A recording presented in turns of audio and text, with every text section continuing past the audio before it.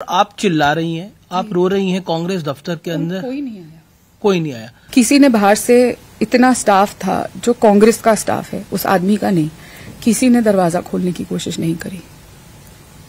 सोचिए, एक महिला अंदर, दो मुस्लिम लड़कों की भी बात आई। वो बाद में हुआ, पहले ये सब हो गया, फिर मैं भागती हुई नीचे गई महामंत्री के कमरे में। मैंने उनको कहा भी कि इतना कुछ हुआ है। वो जो वीडियो तब किसी ने बना लिया था, जब मैं रो रही थी तो मैं उनके कमरे में भूपेश बघेल जी के सलाहकार होते थे विनोद वर्मा जी, उनसे शिकायत कर रही थी। मैंने सचिन पायलट जी को कॉल किया, मैंने भूपेश बघेल जी को कॉल किया, पवन जी को किया, जयराम जी को किया, सबको कॉल किया। और सचिन पायलट जी द्वारा मुझे चुप रहने को कह दिया गया। बोले चुप रहो इस बात पे कुछ। देखिए, सचिन पायलट जी कभी फोन नहीं उठाते हैं, वो खुद बतौर प्रभारी कभी आते भी नहीं है। ये शायद 3-4 दिन जो रुके, वो जब से प्रभारी बने उनका लॉन्गेस्ट स्टे था।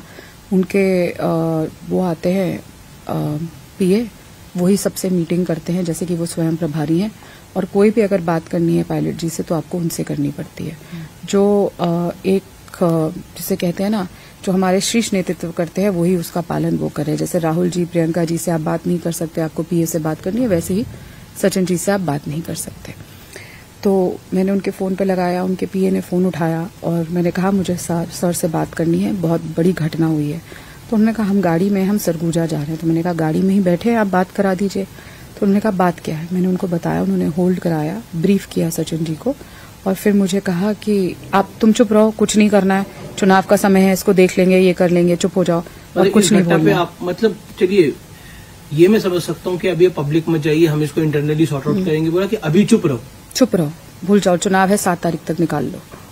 और ये लगातार मुझे कहा जा रहा था पहले। ये वो पार्टी कर रही है जो कहती है मैं लड़की हूँ, लड़ सकती हूँ, महिला न्याय। और वही पार्टी जो कर्नाटक का मुद्दा उठा रही है, महिला पहल। हमें रोज, मैं आपको अगर अपना फोन दिखाऊं तो हमारा जो स्ट्रैटेजी ग्रुप है जिसमें हमारे को डेली का बताया जाता है कि क्या मुद्दे उठाने हैं, तो उसमें से एक मुद्दा यह है कि डिबेट को घुमा के बार बार कर्नाटक पे ले आओ। जो हुआ है बहुत अच्छी बात है, आप कर्नाटक पे बात करिए, आप मणिपुर पे बात करिए, आप पहलवानों पे बात करिए, लेकिन आपके घर के अंदर जो लड़की को आप ही का पदाधिकारी, हमारे लिए मंदिर है वो। तो मुझे तो ऐसा लगता है, जो राहुल जी ने कहा था ना, आपको याद होगा कि मंदिर में लोग छेड़ने जाते हैं लड़की को, तो ये पार्टी हम का ऑफिस हमारा मंदिर ही होता है। वो शायद इसी मंदिर की बात कर रहे थे कि उनके पदाधिकारी महिलाओं के साथ क्या करते हैं। आपने दिल्ली जब ये बात पहुंचाई तो दिल्ली में भी कोई हिला नहीं इस बात को लेकर कि मुझे कांग्रेस पार्टी में किसी की रीढ़ की हड्डी नहीं है अमीश जी। 3 लोगों ने मुझे एक कमरे में बंद कर लिया था। तो भूपेश बघेल जी को सबसे पहले मैंने फोन किया, हम बतौर बेटी, हमें हर साल बुलाते थे वहां पे तीजापुरा का फेस्टिवल मनाने। और मैंने उनको कहा, आप मुझे 7 साल से जानते हैं, मेरे परिवार को जानते हैं, आप जानते हैं मैं किस तरीके की फैमिली से आती हूँ, और मेरे साथ इतनी बड़ी घटना हुई है। तो 3-3.25 मिनट मेरी उनसे बात हुई और बघेल जी ने मैंने उनको कहा कि मैं इतनी परेशान, उस समय मैं हॉस्पिटल से आ रही थी, 154 पे मेरी हार्ट बीट थी। अगर आप उस दिन मेरी घड़ी देख लेते ऐसा लगता कि वो फट जाएगी।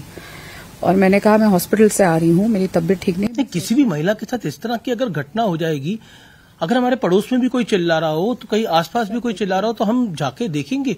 अगर कांग्रेस ऑफिस में किसी ने देखा नहीं, किसी ने पूछा नहीं, और फिर कहा जा रहा है मामले को दबा दीजिए, मतलब सचिन पायलट ने